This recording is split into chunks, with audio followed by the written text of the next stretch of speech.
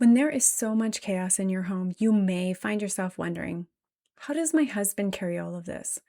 And how do we stay connected when explosive behavior seems to take over so much of family life? Today is a little different because my husband Wes is back on the podcast. Yay! We're talking honestly about what those days were like from a dad's perspective. We share the moments that left us feeling powerless, what it is like watching our son struggle, the turning points that slowly changed the way we saw him, and how those changes brought hope, not just to our family, but to our marriage too. My hope is that today's conversation helps you feel understood, gives you a fresh perspective, and reminds you that you and your spouse can remain a strong team, even on the hardest of days. Let's get started. If you're tired of feeling helpless during your son's meltdowns and isolated by the stress it brings to your family, and you want simple steps to open communication, reduce outbursts, and bring more peace to your home, you're in the right place. Hey, I'm Cynthia, wife and boy mom. I remember having a child who looked typical, but spent hours falling apart at home. I learned how to stay confident during the stress of meltdowns and build connection without resorting to heavy-handed parenting. If you're ready to reduce the meltdowns and aggressive behavior and finally see that what you're doing is actually helping, then grab my hand. I am the mom you've been waiting to meet.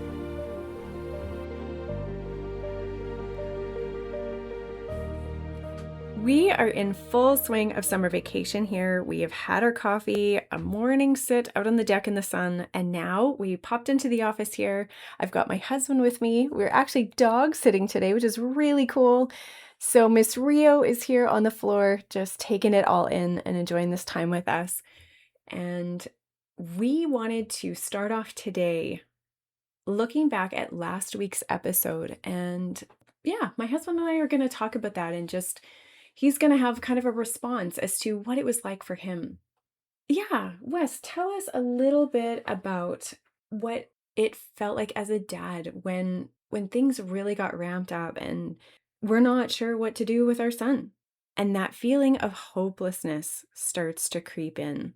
We really need to hear your perspective on this. I think that would just it has been so helpful to me as mom and your wife and spending that time together working through all of those hard days because we both had our time in having those feelings of, oh my gosh, we're really not sure what to do. So tell us a little bit about what that was like for you. Yeah. Well, one thing, it's hard when things are hopeless, and another word that comes to mind is powerless. Because as a dad and as a man, the hardest thing sometimes is to feel like I'm powerless. I don't have an Mm-hmm. answer. I just want things to add up, that 1 and 1 equals 2. And when you're faced with a scenario where there's no formula, Mm-hmm. not something where you can just put your finger on something and say, oh, this is going to work. And just like we've talked about, sometimes it works and sometimes, it might not work. So a feeling of powerlessness. And then along with that, kind of a feeling of just feeling hopeless about what are we doing? Are we doing this right? Or, it becomes a little bit confusing. And so, yeah, over time, not even realizing that I couldn't even name that feeling of I just feel powerless, and this is just it leads to so many feelings and then even the communication between the two of us. It's like there's so many things, and you start to lose hope in the middle of it all, and you look at your son, and you put your hands up in the air and it's like, what is it? What is this all about? I mean, it's affecting my whole life. It's affecting our whole lives. But the one of the huge things when I was able to finally name it, and the relief that it brought to me, is when I could look at my son and look at him and see that he actually wants to do well. He's not doing these things, having these emotions and meltdowns, whatever it might be, uh, to make my life difficult, when I could actually look into his eyes and see like he's not happy with how things are going either. Like he wants things to be different, Mm-hmm. too, for the inside of himself. And so when I started to change my focus on what's happening for myself, Mm-hmm.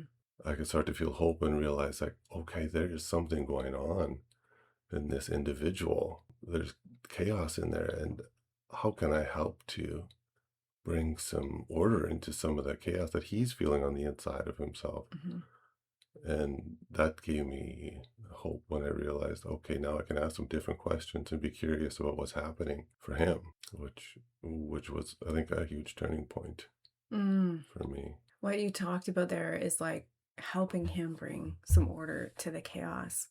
I think of myself and how much, like, just outside of being a mom, the chaos that I feel that was stirring on the inside of me all the time. It's kind of almost like a little bit of an anxiety tornado at any given time.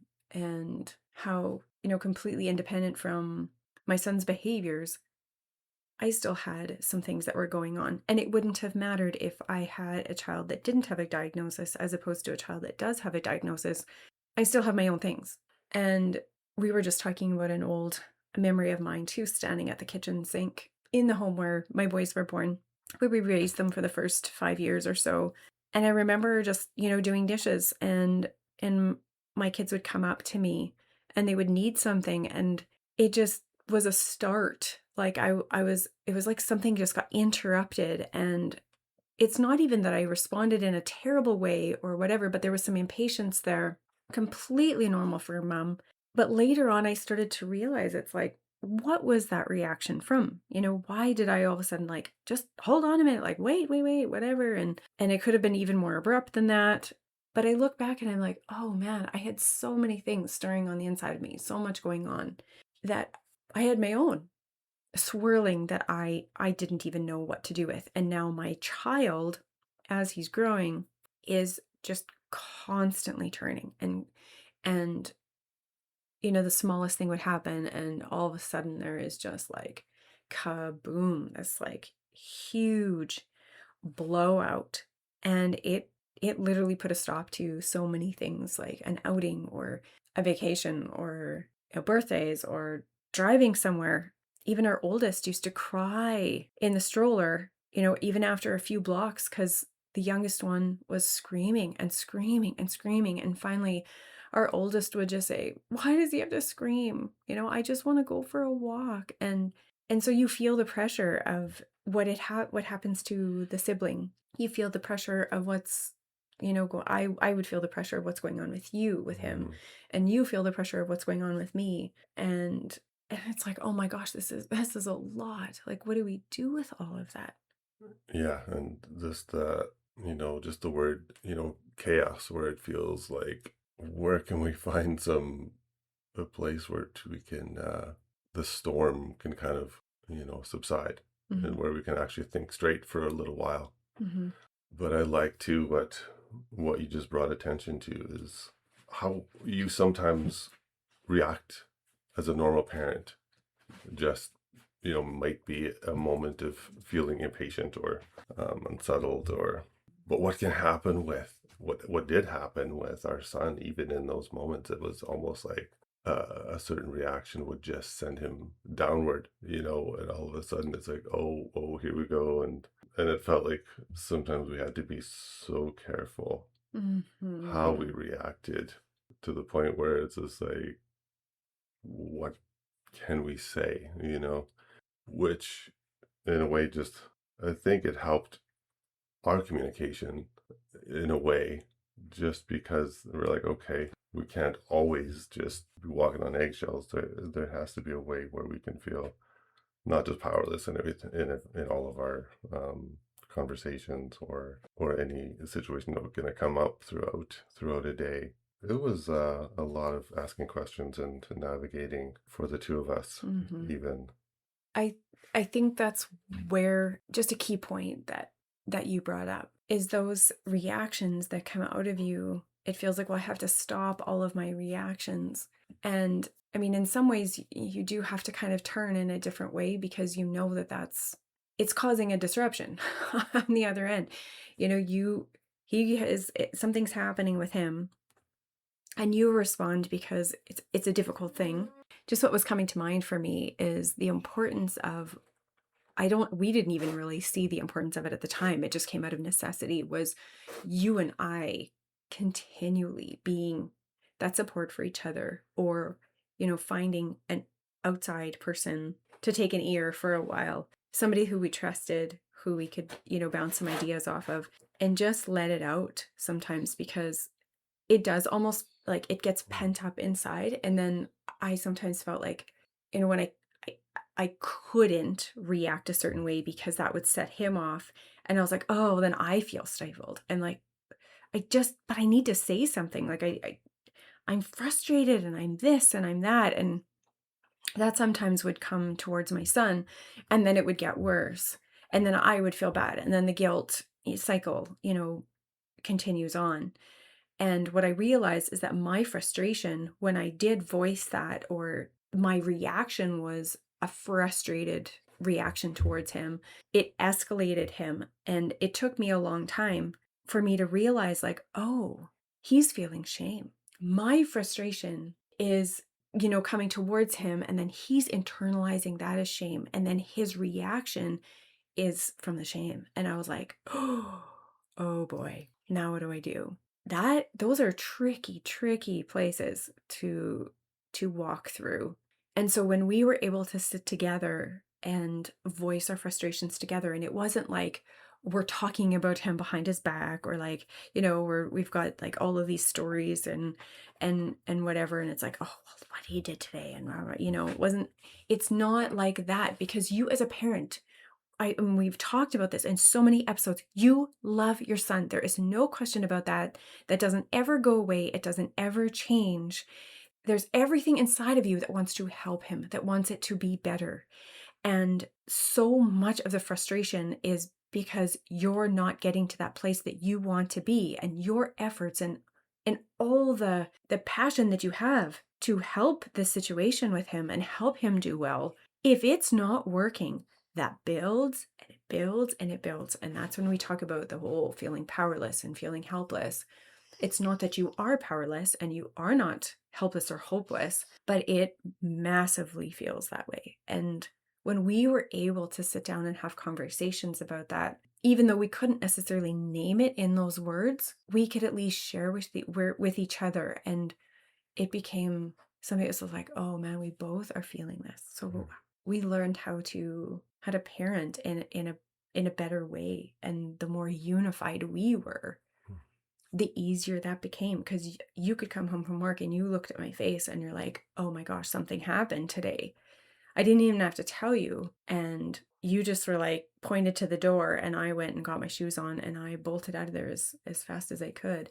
Now, that didn't always go as perfect as what we had hoped. We had situations where it was dangerous, because I'm driving down the road and now we have a child who is running after my vehicle down the road. And I mean, all of that adds up to very, very hard and difficult to navigate, because you don't know what your neighbors are thinking. You don't know what they hear and what they don't hear. You try to kind of keep it under wraps as much as possible. But those are really difficult things to accept, that it's like, how is this happening in my world? My son is locking me out of the house because he's upset. And then you have to remember your keys the next time you even go into the yard. I mean, I giggle on this podcast, but it was extremely stressful. So we get it. Like, if you're going through some of these things right now, it's really, really tough. And this isn't just in toddlerhood. This isn't in just, young kid. I mean, this can be into the double digits. And my goodness, as they get older, like we talked about last week, it gets a little bit more scary, because you're like, if they're doing this now, what are we going to do when they get to be really big and really strong, and it doesn't calm down? There can be some fear there. Well, I'm thinking, just when you mentioned shame earlier, it's a conversation that we've had off and on. And then when we can recognize that, all of a sudden we're realizing, oh, there's this shame. And very quickly, even in recent years, I've recognized that how I have reacted in ways that were rooted in shame, and where I knew that I had to deal with my own places of shame so that I could actually in turn Mm. help him, which is a whole nother conversation and still an ongoing process, but something definitely that is worth thinking about because it affects so many things Yeah. emotionally and mentally, even in how I responded to my son, how I responded to you in those situations. Yeah, and it's a whole nother conversation in itself, but Mm. it's something that has come up for us and has really shown, I think, where a lot of the powerless feeling Yeah. comes from at times. So for you, was there like, I know there was, there's turning points where all of a sudden you had a revelation or realization. It's like, oh my goodness, there's shame there, like, was there something that, where you can remember a place or a time where it's like, oh man, okay, where it felt like, okay, now I have a tool, something that I didn't have before, a new way of thinking about this, that I can respond and approach my son in a different way, or how I can think about it differently. The first memory actually that it comes up, and even if you're asking me this question, I'm getting tears in my eyes. Just, I mean, it is just so real. Even now that I get a lump in my throat. We we were on a vacation visiting some family, and all the other kids wanted to ride the elevator at the swimming pool to go back down to the entrance. And our son was racing towards the elevator, and all of a sudden I don't know if he got nervous or he was a little unsure as to, oh, okay, I'm not sure if I want to go on there. I mean, we were from a small town. We didn't ride a whole lot of elevators or any escalators or anything, so it was kind of a new thing for him. And so the kids got on and he didn't get in, and the doors closed, and they were going down, and he couldn't see where they were going. And all of a sudden he was in just an absolute collapse because, and then he started to get really, really upset. He had wanted to go on there. And so then my my reaction was to reason with him in a sense of, well, we can do this again. We'll get the kids back up here and then we can do it again. And you have to remember too, and maybe this is happening in your life as well. For those of you who are listening, he's pretty much nonverbal at this point, except for full-on body expression. And when I looked at him, I realized he wanted to have the exact same experience again for the first time. I didn't Up until that point, I didn't realize that his little internal system wanted to experience it, but have it be exactly the same as what it had been the first time. Well, you and I as adults both know that that's not even possible. But looking at him and the anguish that he felt to not be able to do that again, it was like something got stolen. And that alone, like not even in the behavior itself, in his sense of extreme loss, my heart was broken for him. And that might be like a different memory than what you maybe thought that I was going to say. But that honestly was the first one that came up for me where Mm. I really just all of a sudden, like my heart was like, whoa, I am so sad.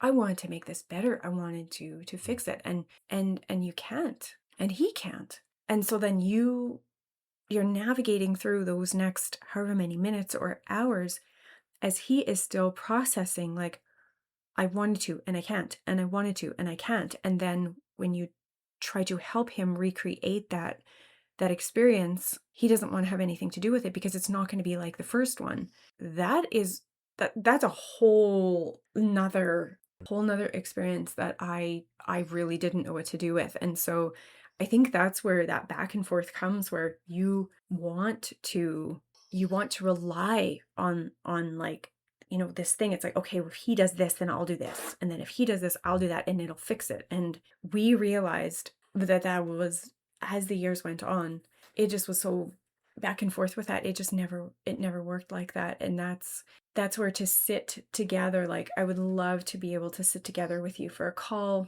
and walk through some of this, because it took me so long to navigate that. And I would love to be able to give you like a jump start, and like just to give you an opportunity to do that faster than I did. Mm, mhm, If mhm. that's the only way that I can describe it, is just because there is no quick fix. But the perspective sitting where I'm sitting now, And we are, a decade and a half from that time. There's things we can see and things that we walked through and experienced. And to be able to share that with somebody who's going through through that right now in a real and raw way. Oh my gosh. To have been able to have somebody to talk about that stuff with. Oh, so that is what we are here for. We would love to be able to share that so that you have a hand in this, and you're able to sit with people who have literally walked many, many, many years in the same way that you are. If these episodes feel like I am telling your story, I want you to know that you don't have to keep walking these days and nights by yourself. Sometimes all you need is someone to lend you their hope and help you see your next few steps. If you're exhausted by the meltdowns, aggression, and school refusal, and you're simply not sure what to do next, my 60-minute meltdown roadmap session is designed for exactly this. Together, we'll make sense of what's happening with your son and create a clear path forward so you leave feeling calm, reassured, and hopeful instead of frustrated and powerless. If you'd like one of the few one-to-one sessions I have available, send me an email to info@cynthiafair.com. I'd love to walk this part of the journey with you. So, Wes, what would that pivotal moment be for you? A memory or a time, whether you were right in the middle of a situation with our son or you were having some pensive moments outside of that where you're like, oh man, I'm seeing things in a different way. I'm seeing what maybe he is seeing, or I'm realizing, or just having a revelation about your relationship with him. There's two things that I think of when I think about that. And one of them is I could recognize myself in him. Oh yeah. And then even though at the time I couldn't name it, I could see the shame and know what that felt like. That didn't translate to me knowing how to help him at the time, but it gave me an insight as to what was going on for him. And the other thought that comes to me is when you bought a book or you found this book and it talked about a lot of those things, and it helped me to see him in a different way and helped me to respond to him in a different way that could be helpful to him, where it's like you're focusing not on the first thing you want to focus on, like the behavior. You're focusing on like, okay, you can now see past what is coming at you, like a locomotive. Like that is not the main issue, is his raging emotion in that moment. There's something happening behind that. And it helped me to really feel like I could go after that and find out, okay, what's happening behind that? Because I'm not here for behavior management. Like, I don't want to just control his behavior. I want to find out what's happening so that he can have peace on the inside. Because what I was realizing is that, like we talked about earlier, the chaos. I mean, he's feeling chaotic on the inside. And we're just like, stop the chaos, And I mean, that you can't just stop a storm like that. I mean, like to go and find out there's ways to figure out how did he get to, from 0 to 60 in a matter of seconds, but that book, I mean, there's so much in that book and our conversations together where the lights came on in a lot of ways. Yeah, so those two things for me, just recognizing myself in him, and finding some new tools and revelation just to how to, in a practical way, help him on a daily basis. Yeah, it brought so much relief because I just was wound up so tight all the time from the stress of it all. But it just took such a weight off. And then both of us being able to go, oh, and even the part about he's not to blame and we weren't to blame. We didn't do something wrong. It was incredibly relieving. And then that helped. That stirring that was on the inside of me just calmed right down. And I think it did the same for you. And then that changed the reaction that we had even with each other. And I love it that we're sitting here however many years later in a place that we never imagined that we would be, talking about a place in time we didn't know we would experience. This was like completely off our radar to be where we are today at that time, because it all looked like it was spiraling downhill, and it didn't. So that's the hope that we want to bring you today too, that there's hope. There's so much hope for the relationship with you and your son. and even between you and your spouse. So thank you, Wes, for joining us again today. And Rio, she is just hanging out and sleeping in the chair next to us. She has not really made a whole lot of a peep and interrupted our visit here today. She's just having a snoring time. So yeah, it's been great spending time with you again. Bye. Thank you. Yeah, it's fun. I enjoy it. If you're tired of feeling helpless during your son's meltdowns and isolated by the stress it brings to your family, and you want simple steps to open communication, reduce outbursts, and bring more peace to your home, you're in the right place. Hey, I'm Cynthia, wife and boy mom. I remember having a child who looked typical, but spent hours falling apart at home. I learned how to stay confident during the stress of meltdowns and build connection without resorting to heavy-handed parenting. If you're ready to reduce the meltdowns and aggressive behavior and finally see that what you're doing is actually helping, then grab my hand. I am the mom you've been waiting to meet.